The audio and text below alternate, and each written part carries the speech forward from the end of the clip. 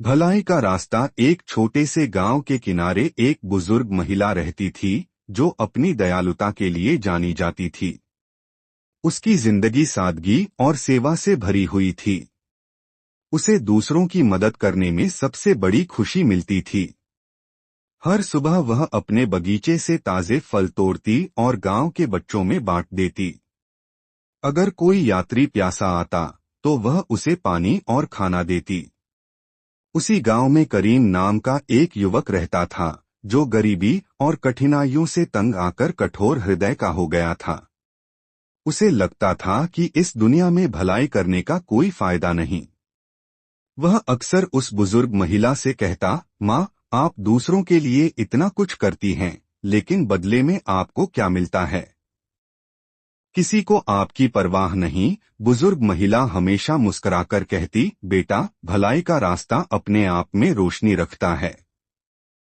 अगर हम अच्छा करेंगे तो यह दुनिया भी बेहतर हो जाएगी। एक साल गांव में भयंकर सूखा पड़ा। खेत सूख गए, कुएं खाली हो गए और लोग भूख से परेशान होने लगे। इस कठिन समय में बुजुर्ग महिला ने अपना बचा हुआ अनाज गांव वालों में बांटना शुरू कर दिया। करीम यह सब देख रहा था। पहले तो उसे यह सब बेवकूफी लगी, लेकिन जब उसने देखा कि उसकी मदद से कई लोगों की जान बच रही है तो उसका दिल बदलने लगा। कुछ दिनों बाद बुजुर्ग महिला बीमार पड़ गई। जिन लोगों की उसने कभी मदद की थी वही अब उसकी सेवा के लिए आगे आए। करीम भी दिन रात उनकी देखभाल करने लगा। एक दिन उसने कहा, माँ, अब मैं समझ गया हूँ कि भलाई का रास्ता कठिन जरूर है, लेकिन यह हमेशा रोशनी और शांति की ओर ले जाता है।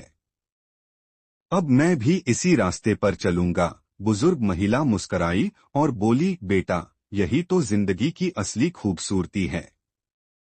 भलाई करो तो दुनिया खुद तुम्हारे लिए भलाई का कारण बन जाएगी। उस दिन के बाद करीम ने भी दूसरों की मदद को अपनी जिंदगी का मकसद बना लिया। जहां भी वह जाता, भलाई का संदेश फैलाता। और इस तरह बुजुर्ग महिला की लगाई हुई नेकी की फसल एक और दिल में फलने फूलने लगी। सीख, भलाई का रास्ता कभी बेकार नहीं जाता। अगर हम दूसरों के लिए अच्छा करेंगे तो किसी न किसी रूप में वह भलाई हमें लौटकर जरूर